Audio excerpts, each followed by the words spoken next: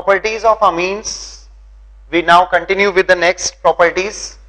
Last time पर मैंने basic nature of amines के कारण कुछ पर्टिकुलर मेटल आयंस के साथ में सिंपल अमीन्स, प्राइमरी अमीन्स में मिथेन एंड इथेन अमीन किस तरह से कॉम्प्लेक्स फॉर्मेशन करते हैं, जस्ट लाइक अमोनिया, इसका एक कंपैरिजन आपको बता दिया था. Along with that alkyl halides के साथ अमीन्स की रिएक्शंस की बात हमने की थी, जिसका एक स्पेशल केस होता है, that was Hofmann's elimination reaction. इसे भी हम कवर अप कर चुके हैं. Now we have to continue with some other reactions in amines. जैसे आप एक नेक्स्ट प्रॉपर्टी लेते हैं, that is reaction with aldehydes and ketones. Reaction of amines with aldehydes and ketones. Aldehydes की reactions प्राइमरी अमीन्स के साथ जब होती है तो the product of reaction is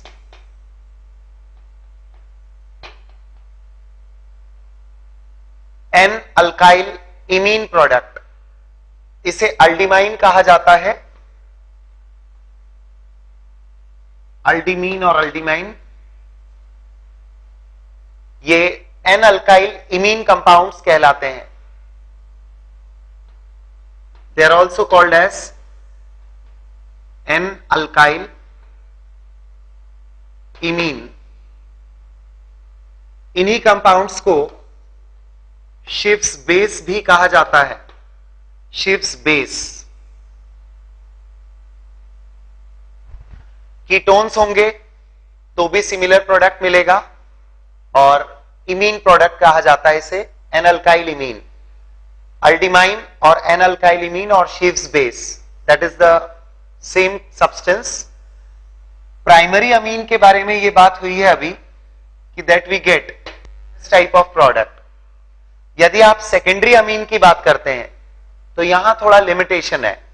secondary amine केवल उन्हीं अल्डिहाइड या कीटोन के साथ रिएक्ट करता है जिसके पास अल्फा हाइड्रोजन अवेलेबल हो.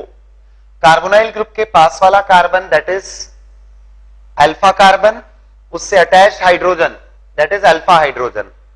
यदि aldehyde with alpha hydrogen atom है तो इसकी रिएक्शन पॉसिबल है सेकेंडरी अमीन के साथ. It is a secondary amine. और इस केस में जो प्रोडक्ट बनता है उसमें आप ये समझिए कि जैसे रिमूवल ऑफ वाटर होगा और सिचुएशन कुछ इस तरह से डेवलप होती है.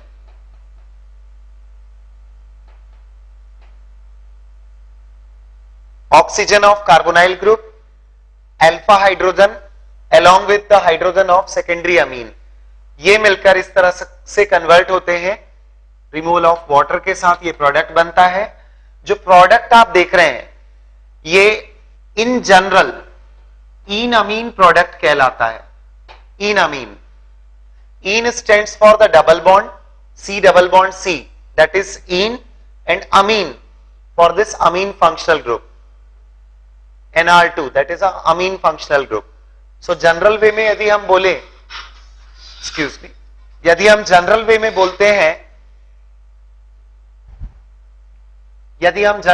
बोलते हैं तो aldehydes and ketones with primary amine देते हैं अल्डिमाइन, विथ सेकेंडरी अमीन्स देते हैं the product in Amin.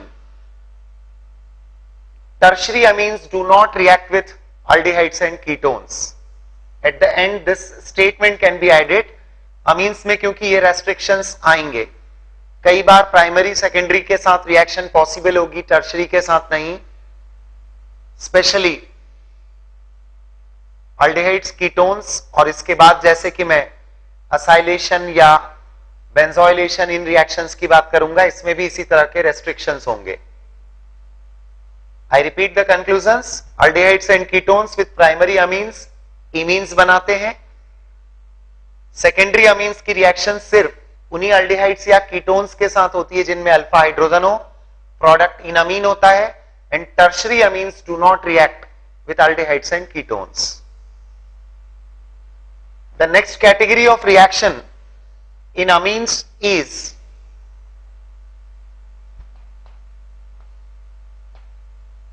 acylation. Acylation reaction. Acylation मतलब acyl group इंट्रोड्यूस होता है. Acyl group that is RCO group. तो acyl group वाले कंपाउंड्स ऑब्टेन करना है आपको स्टार्टिंग विथ अमीन्स. तो आप इसके लिए लें acid anhydride.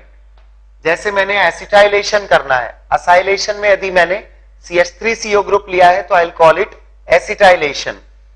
The product of this reaction will be RNHCOCH3.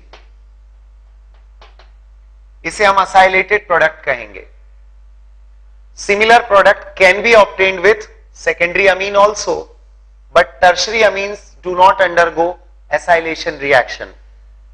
Tertiary amines do not undergo acylation reaction. In compounds को आप क्या कहेंगे जो असाइलेशन से मिल रहे हैं? सेकेंडरी अमाइड है ये. यदि आपने अमीन प्राइमरी लिया है तो असाइलेशन रिएक्शन का प्रोडक्ट सेकेंडरी अमाइड है. इसी तरह से यदि आपने सेकेंडरी अमीन लिया होता स्टार्टिंग सब्सटेंस तो acylation product tertiary amide hota. In the similar reaction, tertiary amide would be the product like this. Once again, for the reaction, tertiary amines do not react. They do not undergo acylation. Similar to acylation होता है एक benzoylation. In short आप इसके बारे में इतना भी ध्यान में रखें कि ये अमीन्स जो भी होते हैं इनका नेचर न्यूक्लियोफिलिक होता है. तो असाइलेशन, बेंजोइलेशन इन रिएक्शंस में कार्बोनाइल कार्बन पर इनके न्यूक्लियोफिलिक अटैक से ये प्रोडक्ट्स आपको मिलते हैं. Benzoylation reaction of any compound which has this kind of hydrogen, ये actually active hydrogen containing compound की कैटेगरी में आ जाते हैं, primary as well as secondary amine. तो benzoylation of active hydrogen containing compounds कहलाता है Schotten Baumann reaction. It is well known as Schotten Baumann reaction.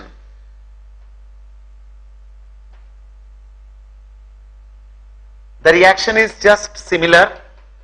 Primary amine benzoylation में आप लेंगे C6H5CO whole twice O benzoic anhydride for benzoylation reaction, and the product is RNHCOC6H5. Benzoic acid का corresponding secondary amide है इस वक्त, और secondary amine लेंगे तो उधर अमाइड टर्शरी टाइप का होगा, just similar to acylation. The reaction is Schotten Baumann reaction. Once again tertiary amines will not give this reaction. Tertiary amines के केस में रिएक्शन पॉसिबल नहीं है because it does not contain that active hydrogen. Amines में मेरे हिसाब से एक बहुत ही इंपॉर्टेंट केस बनता है जिस पर फ्रीक्वेंटली आपको क्वेश्चंस भी देखने को मिलेंगे जब आप प्रीवियस ईयर्स क्वेश्चंस को देखते हैं, और ये रिएक्शन है reaction with nitrous acid. Reaction with nitrous acid. I hope you know what is nitrous acid. HNO2. Nitrous acid is HNO2. Nitrous acid stable नहीं होता है, इसलिए generally it is prepared in C2. In C2 preparation का मतलब है at the site of the reaction.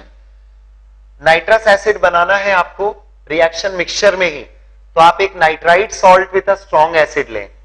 बिल्कुल जरूरी नहीं है कि आप NaNO2 and HCl लें, इसकी जगह आप सोडियम की जगह पोटेशियम नाइट्राइट भी ले सकते हैं, उधर HCl की जगह आप सल्फ्यूरिक एसिड भी ले सकते हैं.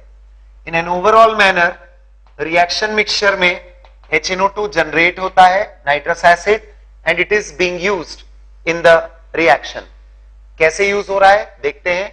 नाइट्रस एसिड के साथ मैं इस रिएक्शन को ज्यादा इंपॉर्टेंट में रेट इसलिए कर रहा हूं, प्रीवियस ईयर्स में भी क्वेश्चंस इसलिए आए हैं क्योंकि आपके पास अमीन्स की कैटेगरी एक्चुअली टोटल 6 बनती है, एलिफेटिक, एरोमेटिक। एलिफेटिक और एरोमेटिक में आपके पास फिर फर्दर कैटेगरीज है, प्राइमरी, सेकेंडरी, टर्शरी। अभी प्रीवियस केसेस जो मैंने बताए वो एलिफेटिक के साथ एरोमेटिक पर भी एप्लीकेबल होते हैं, so that is not a problem. लेकिन अब आपके 6 डिफरेंट केसेस यहां पर 6 डिफरेंट पॉसिबल प्रोडक्ट्स देंगे, तो कहां क्या क्या होता है केयरफुली आपको ऑब्जर्व करना है। I will make the sub points under this main heading, reaction with nitrous acid. Primary aliphatic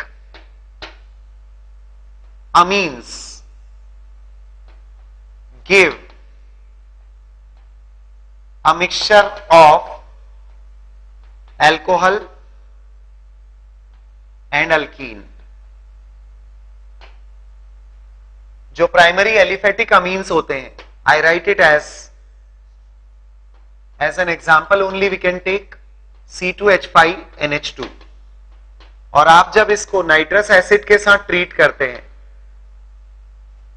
तो product of the reaction initially वैसे डायजोनियम सॉल्ट बनता है, पर जो एलिफेटिक डायजोनियम सॉल्ट्स होते हैं ये स्टेबल नहीं होते, इसलिए फाइनली जैसे आपने इथेनामीन लिया है तो product is a mixture of ethanol and ethene.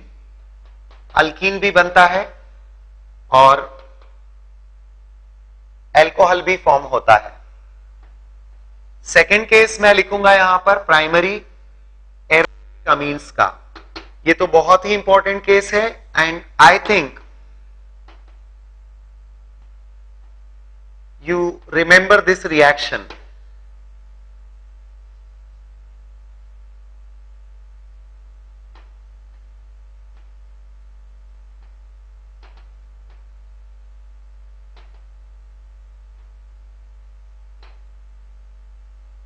Primary aromatic amine give benzene diazonium salt. The reaction is well known as diazotization reaction. Diazotization reaction.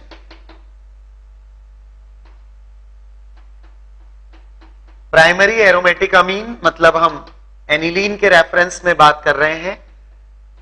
डायजोटाइजेशन of aniline जब आपको करना है तो it is done in cold condition. It is done in cold condition. The product is benzene diazonium chloride. यदि मैंने यहां इस combination में एसिड HCl लिया है तो मान लीजिए सल्फ्यूरिक एसिड लिया होता तो बेंजीन डायजोनियम हाइड्रोजन सल्फेट हमें प्रोडक्ट के फॉर्म में मिलता। So this is the product obtained and I hope you remember that this particular compound benzene diazonium salt is a very good starting substance for the preparation of many aromatic compounds। आप इससे शुरुआत करके benzene बना सकते हैं in one step by treatment with hypophosphorous acid. H3PO2 से treat करिए इसे, यू गेट बेंजीन। इसका आप हाइड्रोलिसिस करवाइए, यू गेट फिनॉल। इसके 3 केसेस हैं सैंडमेयर्स रिएक्शन के। Diazonium salt with HCl in presence of CuCl, cuprous salt and corresponding acid is taken, chlorobenzene मिलेगा। HBr in presence of CuBr, bromobenzene। HCN in presence of CuCN, benzonitrile या phenyl cyanide जिसे आप बोलते हैं। These are the 3 cases called as Sandmeyer's reaction। आप इससे fluorobenzene बनाना चाहते हैं, आप ले सकते हैं fluoroboric acid HBF4। The reaction is well known as Balch-Schimann reaction। NaI के साथ इसको हीट करिए, यू गेट आयोडोबेंजीन। यदि आप बेंजोनाइट्राइल बनाते हैं उस सैंडमेयर्स रिएक्शन से तो बेंजोनाइट्राइल के बाद पार्शियल हाइड्रोलिसिस से बेंजामाइड, कंप्लीट हाइड्रोलिसिस से बेंजोइक एसिड। तो आपके पास बहुत सारे रास्ते डायजोनियम सॉल्ट से खुल जाते हैं to move towards the different aromatic compounds. Maximum 1 step process के कन्वर्जन से ही आपको मिल जाते हैं। कुछ केसेस में आपको 2 और 3 स्टेप्स तक जाना होता है। So this is a very important category, benzene diazonium salt. Primary का केस कंप्लीट हुआ. आप सोच रहे हैं, मैंने जैसे कि बताया कि आपको 6 डिफरेंट केसेस इसमें पढ़ने हैं, बट रिलैक्स हो जाइए क्योंकि सेकेंडरी अमीन का जो भी केस है वो दोनों केस में कॉमन है. आई मीन एलिफेटिक और एरोमेटिक इनके लिए कॉमन है. So let us see secondary amines में क्या होता है. Actually secondary amines nitroso product देते हैं. आई टेल यू ये नाइट्रोसो प्रोडक्ट कैसे बनते हैं. They are obtained with the secondary amines. So I am mentioning the third condition. secondary aliphatic as well as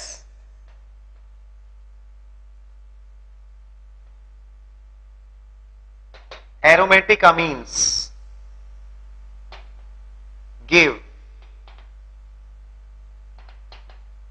nitroso product.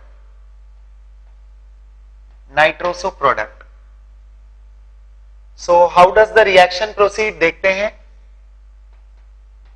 Secondary amine I can write R2NH. It's reacting with HNO2. The product of the reaction is R2NO. And single bond N, double bond O. Nitroso product, corresponding nitroso product is obtained. अब as such इसमें आपको product में कोई speciality नहीं मिलती है, but मैं आपको इसके एक आगे के सीक्वेंस के बारे में बता रहा हूं, उसको आप केयरफुली सुने. Secondary aliphatic as well as aromatic amines जब नाइट्रस एसिड के साथ ये नाइट्रोसो प्रोडक्ट देते हैं, तो ये nitroso product with phenol and sulphuric acid red colour देता है, और उसमें आप यदि NaOH और KOH मिलाते हैं तो it changes into blue colour. तो red colour that changes into blue, कब रेड कलर अपीयर्स जब आप इसमें फिनॉल एंड सल्फ्यूरिक एसिड डालते हैं, which changes into blue on addition of sodium और पोटेशियम हाइड्रोक्साइड. तो ये पर्टिकुलर जो रिएक्शन होती है इसके बाद में एक टेस्ट के फॉर्म में कंटिन्यू हो जाती है, और ये टेस्ट सेकेंडरी अमीन्स को आइडेंटिफाई करने के लिए एक टेस्ट होता है, कैरेक्टरिस्टिक टेस्ट है, जिसे लिबरमन्स नाइट्रोसो टेस्ट कहा जाता है. आई राइट इट, इसके थोड़े डिटेल यहां पर मैं लिख रहा हूं. लिबरमन्स नाइट्रोसो टेस्ट, लिबरमन्स नाइट्रोसो टेस्ट. ये जो प्रोडक्ट ऑफ सेकेंडरी अमीन है with phenol and sulfuric acid will give you red color, which on addition of NaOH changes to blue. आप कलर चेंजेस नोटिस कर पाते हैं, और एक्चुअली इसमें एक इंडोफिनॉल करके प्रोडक्ट बनता है विच इज रेड कलर्ड, और फिर उसका सोडियम सॉल्ट बन जाता है विच इंपार्ट्स ब्लू कलर.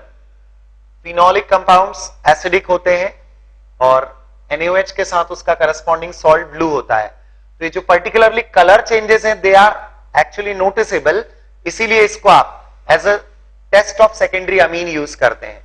ध्यान रखिएगा, प्राइमरी अमीन्स के बहुत सारे टेस्ट आपको मिलेंगे, बट सेकेंडरी अमीन के लिए ये एक एक्सक्लूसिव टेस्ट है. We have 2 more cases left now. Primary aliphatic, primary aromatic, secondary aliphatic as well as aromatic common case था. अब tertiary aliphatic amines. ये जो tertiary aliphatic amines होते हैं, they form corresponding ammonium salt. Ammonium salt is formed. Tertiary amine plus nitrous acid will give us R3NH positive, NO2 negative. Ammonium nitrite बन रहा है, जो भी आप मेंशन करेंगे, जैसे ट्राई अल्काइल अमोनियम नाइट्राइट, ये प्रोडक्ट मिलता है. I have to mention one more reaction. Here I write tertiary aromatic amines में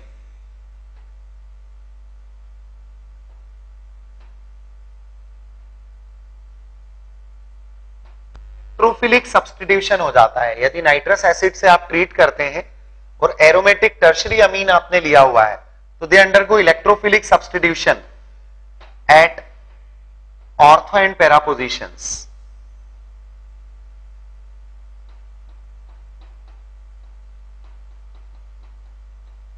I'll write it like this. ये टर्शरी अमीन का केस है, एरोमेटिक अमीन का केस. इसमें आप ट्रीट कर रहे हैं इसको नाइट्रस एसिड के साथ. नाइट्रोसो ग्रुप इंट्रोड्यूस होता है. Nitroso, NO is a nitroso group.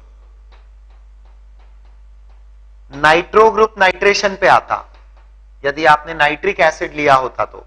Actually हम एरोमेटिक अमीन्स के केसेस सेपरेटली डील करने ही वाले हैं, जहां पर पर्टिकुलरली एनिलीन की इलेक्ट्रोफिलिक सब्स्टिट्यूशन हम देखेंगे रिएक्शंस. पर नाइट्रस एसिड वाला ये केस हमने इसी हेडिंग में इंक्लूड कर लिया है, tertiary aromatic amines. In short I repeat, primary aliphatic amines with nitrous acid, alcohol and alkene का mixture. Primary aromatic amines, diazonium salt का बनना, डायजोटाइजेशन रिएक्शन. सेकेंडरी एलिफेटिक हो या एरोमेटिक हो, दोनों केस में नाइट्रोसो प्रोडक्ट्स मिलते हैं. परंतु ये नाइट्रोसो प्रोडक्ट्स का सिग्निफिकेंस आगे सेकेंडरी अमीन्स के टेस्ट के फॉर्म में होता है, which is called as Liebermann's nitroso test. ये क्रॉस तरीके से यूज होती है. जैसे इधर सेकेंडरी अमीन्स के लिए आप ये टेस्ट यूज कर सकते हो, उधर फिनॉल के लिए भी एक टेस्ट हो जाती है. For phenol also if that compound is unknown you can confirm it this way. तो ये दोनों तरीके से यूज में आती है, दोनों तरीके से एप्लीकेबल होती है. Tertiary aliphatic amines ammonium salts बना लेते हैं, लेकिन टर्शरी एरोमेटिक अमीन्स में इलेक्ट्रोफिलिक सब्स्टिट्यूशन होता है at ortho and para position, because this is an ortho and para directing group. And here we have electrophile NO positive. So I hope these reactions are clear, and now we should proceed for a few more reactions left here. अब कुछ और specific reactions हैं, इन्हें आप देखते चलिए. जैसे कि एक रिएक्शन होती है, reaction width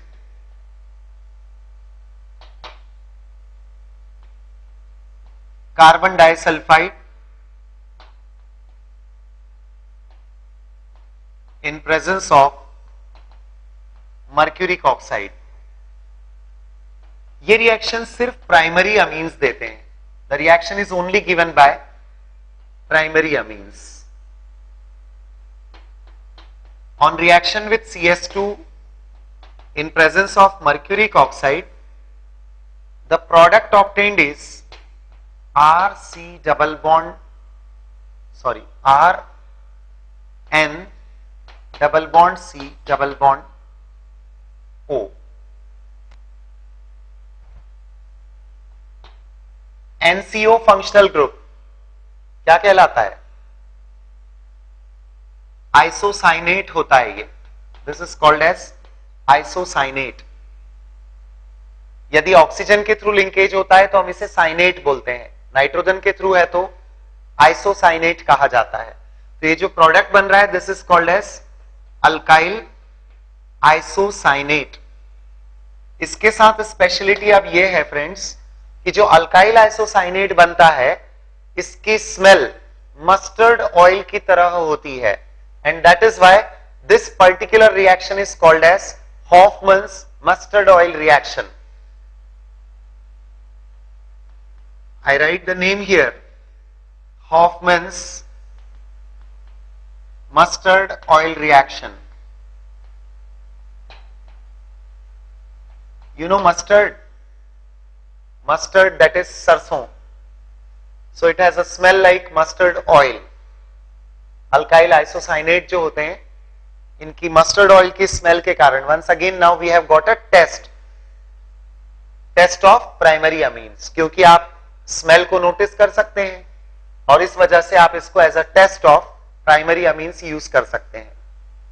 of course primary aliphatic as well as aromatic दोनों के लिए एप्लीकेबल होती है। Primary aliphatic as well as primary aromatic. Secondary and tertiary amines will not give this reaction.